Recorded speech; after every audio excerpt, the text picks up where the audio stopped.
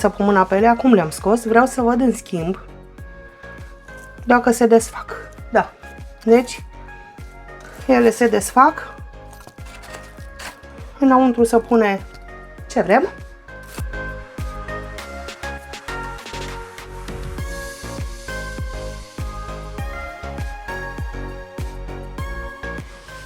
Bună ziua și bine ați venit în bucătăria mea sau bucătăria termitelor pofticioase. Pentru că am de gând să fac, nici nu știu cum să zic, ceva, un kebab, că e mai simplu. M-am gândit să fac și chiflele în casă. Chifle sau pâinici pentru sandvișuri. Am văzut o rețetă pe TikTok, recunosc că mă uit pe acolo după rețete și am zis să o încerc. Așa că mi-am pregătit făină, lapte, unt, drojdie, zahăr, sare și apă fierbinte. Am pus deja făina, o să las cantitățile în descriere. Am pus deja făina în vasul lui Gicuță și ca să nu mă chinui să pun acolo, voi face așa. Bâldăbâc cu cele trei.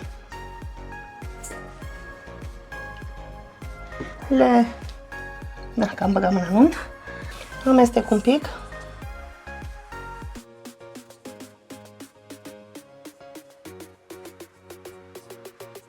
Bineînțeles că acum îmi dau seama, am pus drojdie, pun apă fierbinte, sufletul lui Avram Iancu, este o laie. Trebuia să nu pun drojdia, că o voi opări. Dar voi pune laptele, mai îndulcesc din, ia să vedem cât de fierbinte, ups, frige rău. Deci voi pune altă apă pe care o fac călduță, asta e, când ai cap, vai de picioare. Deci, cum spuneam, când ai cap, vai de picioare, am pus altă apă, am încălzit-o un pic, cât să nu omor drojdia, bâldăbâc și untul și punem la frământat pentru 5 minute. Bineînțeles, dacă dăm drumul și la priză.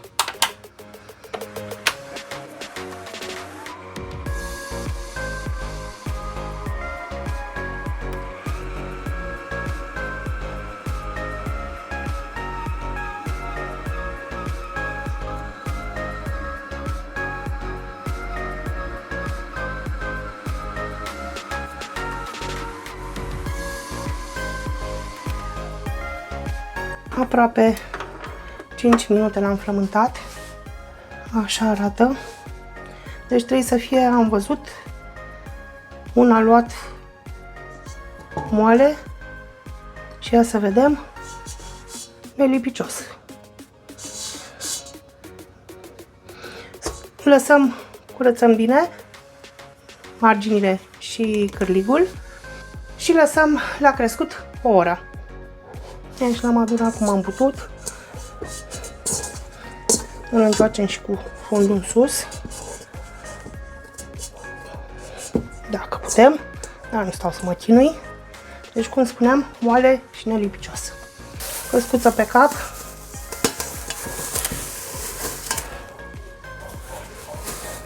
Și l-a crescut o oră. A trecut o oră de când coca asta l-a crescut. Hai să vedem ce ești. Deci, în loc de apă fierbinte, cum scria poetul în rețetă, eu am pus apă călduie, că am fost căscată și na. Am pus și drojdia de la început. Ceva a crescut, nu o mai las, pentru că formez biluțe. Și le mai las și pe ele la crescut. Și poate am mai multe șanse la biluțe. Să răsturnăm coca. Cum a crescut. Adică n-a rămas bună în bine. O mai mermelesc un pic așa.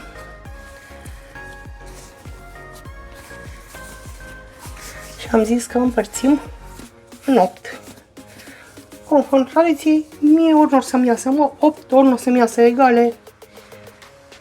Hai să vedem ce sunt în stare să fac azi.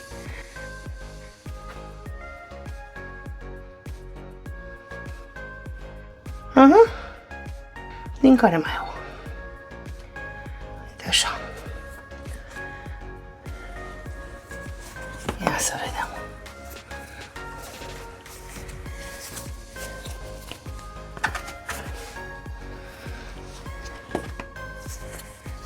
Nu mă duce capul la mai multe.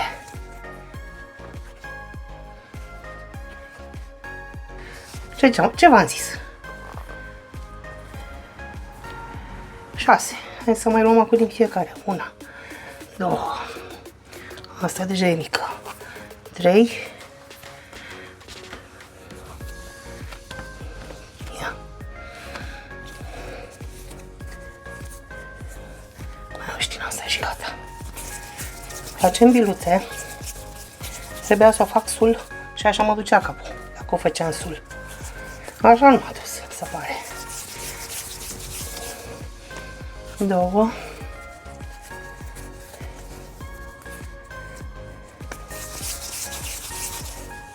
3, asta e prea mare.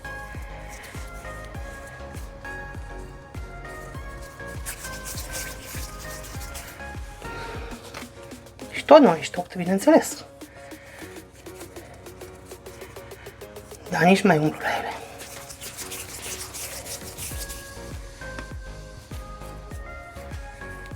E greu să împarți când ai făcut facultate tehnică. E greu să împarți. Când am făcut destul de matematică. Și că și fizică. Ciuleam la orele de mate și de fizică. Deci au ieșit 7. Să putea să-mi iasă mie.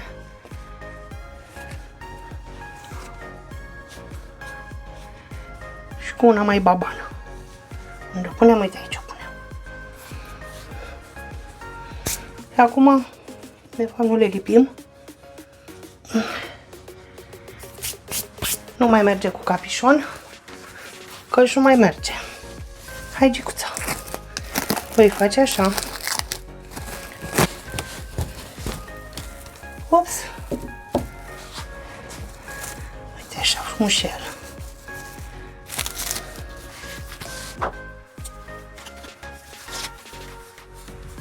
Și mai lăsăm încă 10 minute la crescut. Având în vedere că la mine acum geamurile sunt brambura toate deschise, s-ar putea să rămână așa. Deci încă 10 minute la crescut. Ce au trecut cele 10 minute de odihnă, eu am mai pus și un prosopel. Cum spuneam, la mine geamurile sunt braiște. Pun un pic de făină pe o farfurie. Încă avar mama ca să mai crescut, da. Și voi muta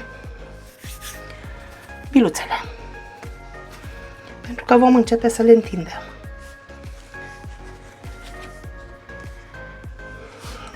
Așa.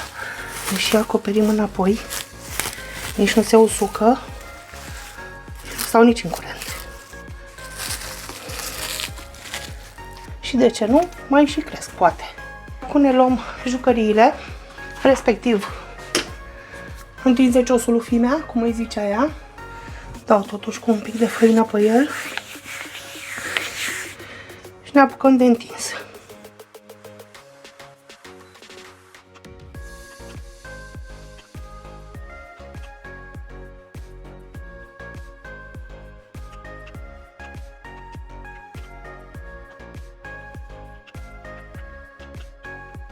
Și le fac așa pe lung, pentru că voi lua un pic de ulei, măturică, punem ulei și ungem bine.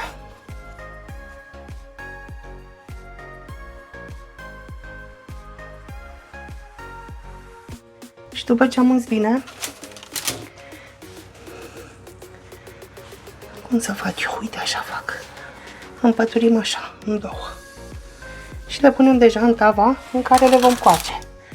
Astea vor fi, de fapt, chiflele noastre, pâinicile, cum vrem să le spunem. Le-am uns cu ulei să nu se lipească între ele. În momentul în care le coacem, ele se desfac singurele, le mai desfacem și noi și putem să umplem. O să vedem când facem. Vă arăt. Luăm următoarea.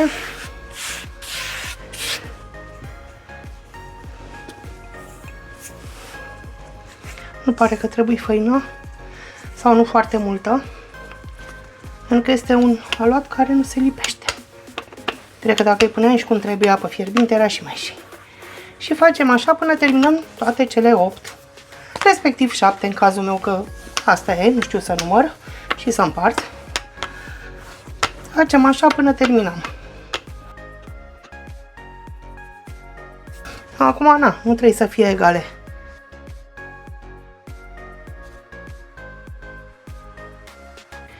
Așa, lungem bine. Și așa vedem și dacă poetul în rețetă a zis bine ce a zis și nu se lipească. Acum, nu știu, trebuiau mai unse, mai neunse, vom vedea.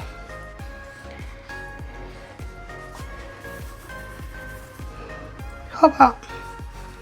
Și l-a crescut. Și tot așa până terminăm. Astea sunt chifluțele mele.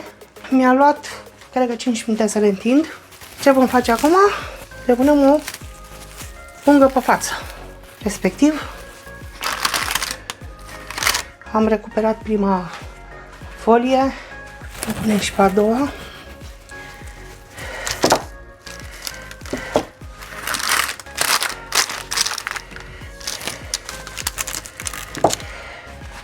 Punem înapoi păturica sau cârpa sau ștergarele, fiecare cum le zice. Eu mai am și prosopele așa de bucătărie. Prosop de prosop. Îl punem și pe asta și 30 de minute îl lăsăm la crescut. A trecut jumătate de oră. Îmi dau seama dacă am mai crescut sau nu. Oricum așa le las. Oricum geamurile sunt în continuare praiște. Vedem ce este, oricum am grijit-o de la început. Am spart un gălbenuș nou. Am oprit gălbenușul. Pun și un pic de lapte. Pot un pic mai mult. Încercăm să mai vărsăm totuși. Amestecăm, mermelim bine. Cuptorul l-am pus la 220 de grade. Ca așa zice poetul.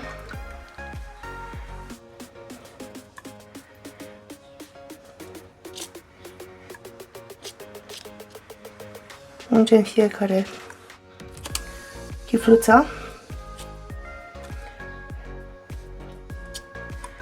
Pe 3 voi pune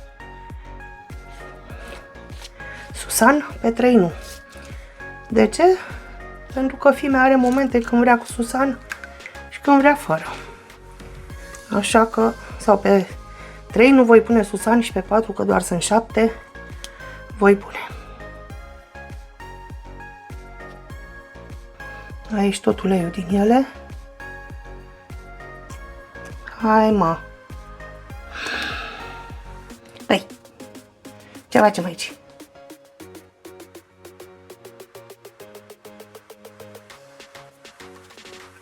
În rețetă scrie că la 220 de grade pentru 40 de minute. Eu voi vedea că îl rețin. L-am pus la 220, dar cum nouă ne plac mai nebronzate, îmi sună și cuptorul că a ajuns la temperatură.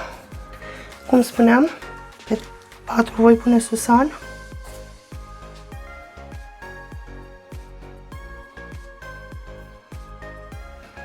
Pun un pic de susan alb. Și acum mi-a venit ideea și așa voi face, că arată și mai bine. Voi pune și negrilica.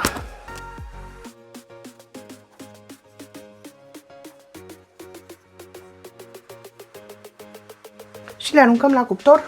În prima fază, cum zice poetul, 40 de minute. Eu voi vedea cât le țin, vă spun. A few moments later.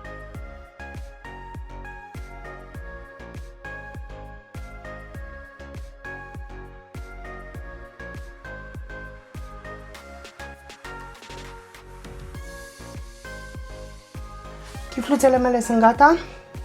La 220 de grade. La mine în cuptor, în 20 de minute s-au făcut în halul ăsta. Le-am bronzat mai mult decât aș fi vrut. Da, asta e, nu m-am uitat la cuptor. Eu l-am pus să mă anunțe la 30 de minute. Când mi-am aruncat ochii era un halul ăsta, dar asta e. Nu pot să pun mâna pe ele, acum le-am scos. Vreau să văd în schimb dacă se desfac. Da. Hai să întoarcem, să văd cum o întorc. Eu m-am înghesuit cu ele. Recomandat e să nu ne înghesuim. Uite, se lipesc. Deci, hai să întorc să vedem. Ups! Ele se desfac. Înăuntru se pune ce vrem. Și am schimbat pâinea cu chifluțe. Sau chiflele de cumpărat. Uite. De-aia trebuie scunse ca să le putem desface. Poetul scria în rețetă că se umblă la ele reci. Eu am vrut să vă arăt. Nu mai umblă la ele, gata. Am vrut să vă arăt cum mi-au ieșit chifluțele, chiar dacă nu le-am făcut cum trebuie de la început. Voi pune chiflele ori mai târziu, ori mâine, cum le umplu cu carne făcută de mine în casă, să fie pentru kebab, salată și toate cele. Deci astea sunt chifluțe care merg umplute cu orice. Mulțumesc că a stat cu mine în bucătărie și astăzi. Sper să încercați rețeta mea, ce am făcut eu astăzi, că nu este rețeta mea, v-am spus, am văzut-o pe TikTok. Sper să o încercați, să-mi spuneți dacă v-au ieșit altfel, să nu fiți căscați ca mine și să puneți drojdia odată în făină cu apă fierbinte, să nu mai lucreze. Și vă aștept la o nouă rețetă data viitoare. Vă pup!